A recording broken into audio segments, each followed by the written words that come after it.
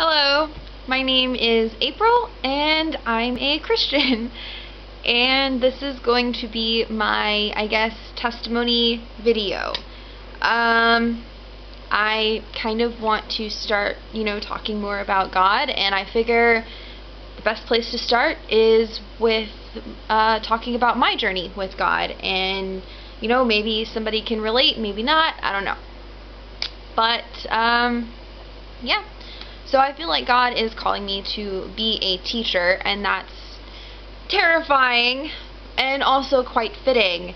I'm actually, my job is I train dogs. So, it kind of falls in line with being a teacher. So, it's fitting. And then, I'm really passionate about certain things, and, of course, for me, that is God and dogs. So, yeah.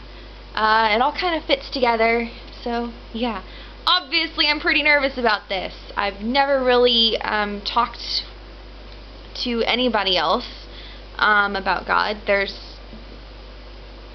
are only a few people that I really talk with, and they're all family members. So, yeah. This is a little bit nerve-wracking, I'm not gonna lie.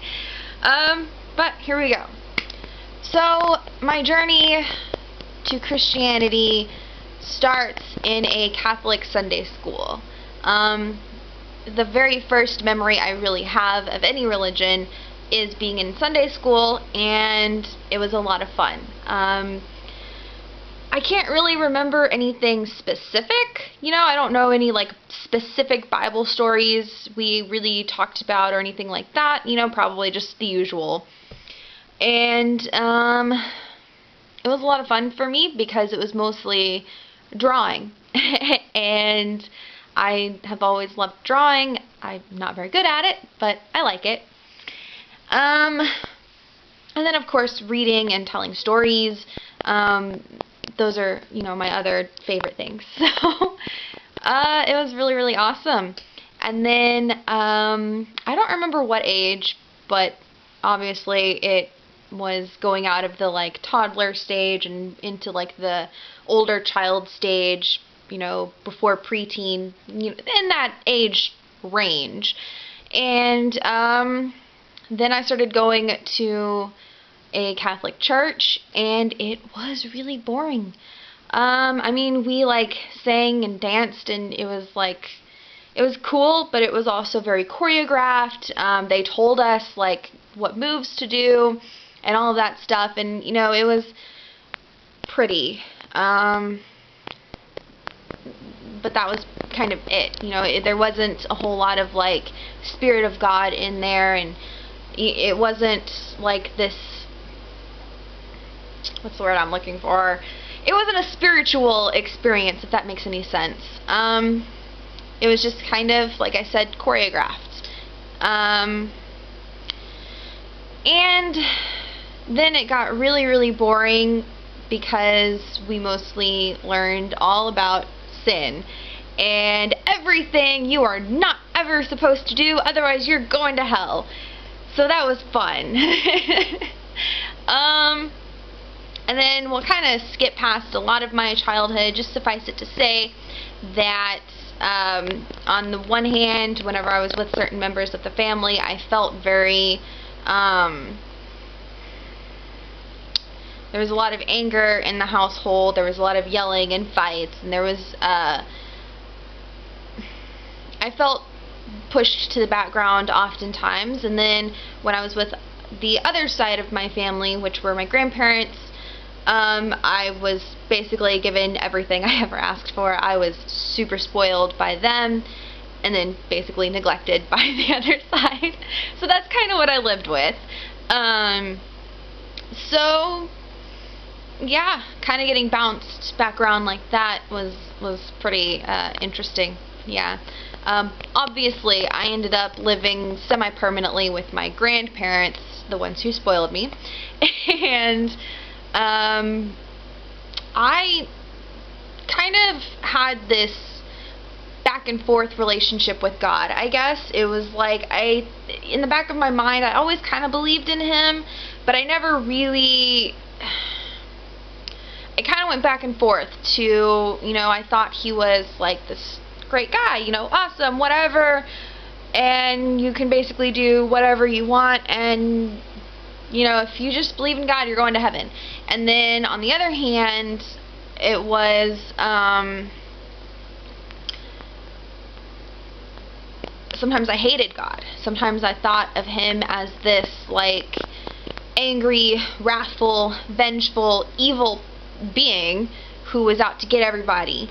And yeah, I did have my brief period where I didn't believe in God at all, and I basically was like, there is no God. God doesn't exist. That's the end of it. I started to, I guess, get back on track, whatever, when I was about 17 or 18 years old. Oh, my camera spun. I'm so sorry about that. It's not gonna go back. Ah, this is terrible. Okay. Hopefully it stays. So yeah, I got back on track, so to speak, about, I think I was like 17 or 18 years old, and then it was kind of interesting how it happened, because right after I started, I guess, seeking God out again, my grandma came down with cancer, and thank God that I had God. Then I would not have been able to handle it any other way. It was a very interesting experience sometimes. A family came over, and my grandma's side of the family, and we kind of all smoked pot together. Yeah, during my teenage years and into my young adulthood, I was a huge pothead. Yeah, and my grandmother used to smoke with me after I turned 17. My dad smoked with me whenever I was like 16, so it was kind of like ingrained into our family. That's just what we did. And then of course, with my grandma being diagnosed with cancer and everything like that, it was just the thing to do. When she was sick, she would smoke, and she liked to smoke with people. So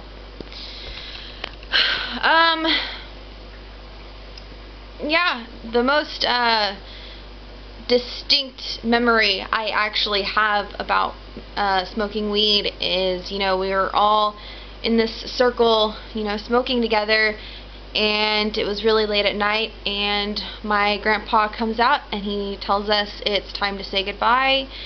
And yeah, we all went in and said our goodbyes, and we all watched her, as she took her last breath and let it out, and it was very numbing at first for me, but yeah, it really, it didn't really start to really affect me until later on. And once again, thank God that I had God during it. I don't know what else I could have done. I don't know what I would have done without God. She battled cancer for 3 years, and yeah, and then she went home, and then shortly after that, my grandpa passed away as well, and he went home. And so, it was, there was a lot going on during all of that as well. I was a little bit of a wild child, just a little bit, not super crazy, but I was doing meth for like a really, really short time. It didn't last very long, and I got out of it, and I haven't touched it for like 3 or 4 years. I don't know exactly the time. I don't know. So yeah, after my grandmother passed away, I had already been off of meth, so that wasn't an issue as far as that goes.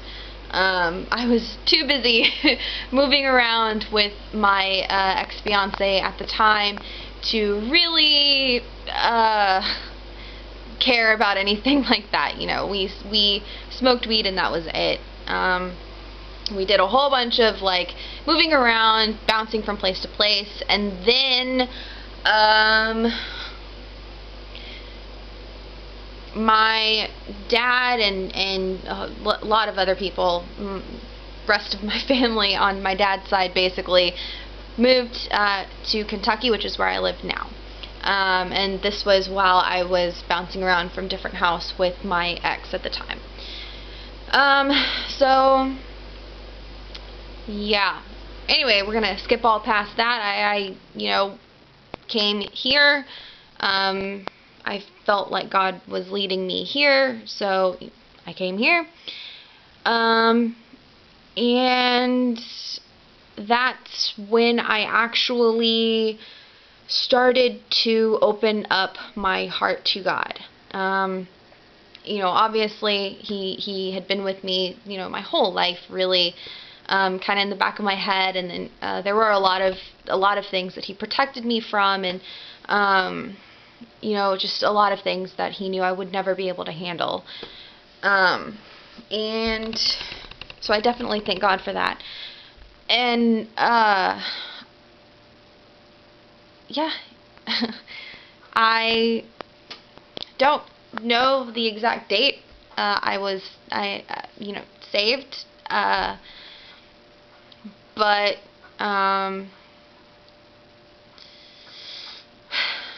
a lot of people I've noticed, when they talk about, you know, when they're saved, you know, it's this like big thing. Either they are saved, or, you know, they've been saved and it's, you know, their whole life has been spent following God, or, you know, they were saved and then suddenly everything is better. It wasn't like that for me. It wasn't like that at all. I have learned that I tend to make idols out of people, and I tend to make idols out of things, and I tend to make idols out of, you know, hobbies that I love. So there has been a lot of giving. There's been a lot of me saying, all right, God, this is yours. You know, a lot of it was a battle. My now ex-fiance, that one was really hard. And the day I knew that I would have to give him up, which I didn't, even after I knew, my cousin-in-law, my cousin's wife, oh man, and thank God for her. I mean, for my cousin and his wife, I don't know what I would do without their, you know, them being there to help me through a lot of this. But anyway, my cousin's wife has a tendency to question a lot of things. She asks a lot of questions. You know, she really wants to do right by God. You know, she wants to obey Him, so she tends to ask a lot of really hard questions. And one of those questions was, what could God take away from you that would make you question His love for you? And for me, it was my now ex-fiance, which at the time he wasn't my fiance. So like I said, I didn't give him up, even though I knew that it was a problem, even though I knew that it had caused, or it was causing a wall between me and God. Yeah, I didn't give him up. But yeah. Obviously, it hasn't changed how I feel about God. It hasn't changed how I feel that He sees me. But at the time, you know, He was an idol for me, and I did have to give Him up. And to be honest, as horrible as it might sound, my life has been a lot better without Him. We have only been like officially broken up for, I don't know, like 2 months maybe? I'm not really sure. I'm terrible with dates. horrible with dates and things like that. So I could be way off on that, but it was really hard for several weeks after, it was finalized, like, it's done, because we were off and on for so long. But when it was finally, like, done, it was really hard for a while. I spent a lot of time crying. I spent a lot of time being very angry, at my ex. I spent a lot of time being very angry at God. But the truth of the matter is, when I think back on it, and I think about how our life was together, and I think about how my life is now, I wish I would have given him up the day that I realized I should.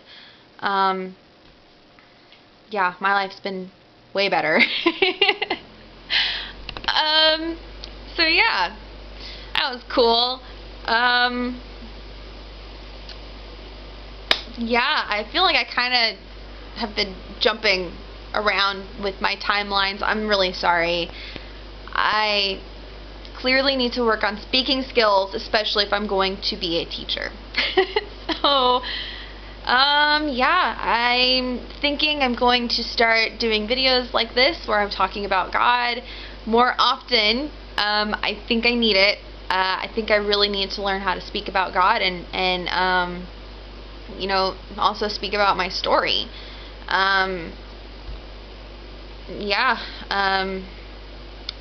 So as far as how my life is now and how my relationship with God is now, I was saved a year ago. I gave my life to Jesus a year ago. I accepted him a year ago. And, of course, as every Christian will say, when you actually do finally say those words, I did feel as if he was breathing new life into me. And it was beautiful and it was wonderful. But I still struggled a lot with a lot of things. And a year later, I'm still a baby Christian. And it's it's been a journey. It's been a journey. Sometimes it's really, really hard, but mostly, once I finally stopped holding on to all of these things that were just hurting me, and I started actually letting them go and actually giving these things to God, it was like, it's really been a relief. I feel so much less stressed, than I ever have before, even whenever I was calling myself a Christian and not really leading a Christian life. Now I really do try to lead a Christian life, and now I really do try to talk to God, as often as possible, every day, whether I'm washing the dishes or, walking my dog, or even sometimes in the middle of dog training lessons, I'm speaking to God in my head, not out loud. There are obviously a lot of people who aren't Christians, and that would make them very uncomfortable, and that's not what I want to do. I don't want to force this on people who aren't ready for it yet. God does choose us. He really does. And he will let me know when it is time for me to actually start speaking about him to individual people. And right now, it's just not time yet. So, hence the videos, because, like I said before, I feel like this is something I need. I feel like this is something he is calling me to do, and I don't know if I'm going to be making videos forever. I don't know if this is just a stepping stone for me. I'm not entirely sure exactly what he's calling me for yet. I just know that it has to do with teaching. So it is really exciting for me to be told what my calling is, to be told what God's plan for me is, at least a little bit. That's really cool. So, yeah. And So far, I feel like most of what he wants me to talk about is his love. I feel like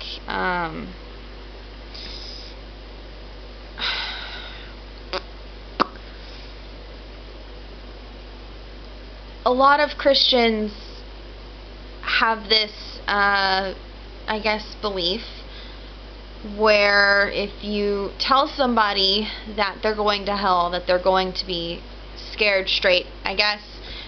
Okay, that was a really poor choice of words. Straight and narrow. I don't believe that. I'm of the belief that some people aren't ready. And, if you're telling them, hey, you're going to burn in hell because God is wrathful and God doesn't like what you're doing and you're a sinner and blah, blah, blah, you're just pushing them further away from God. At the end of the day, that's how it is. I personally believe, at least for me, this is true. That's not what God wants us to do. That's not what God wants me to do.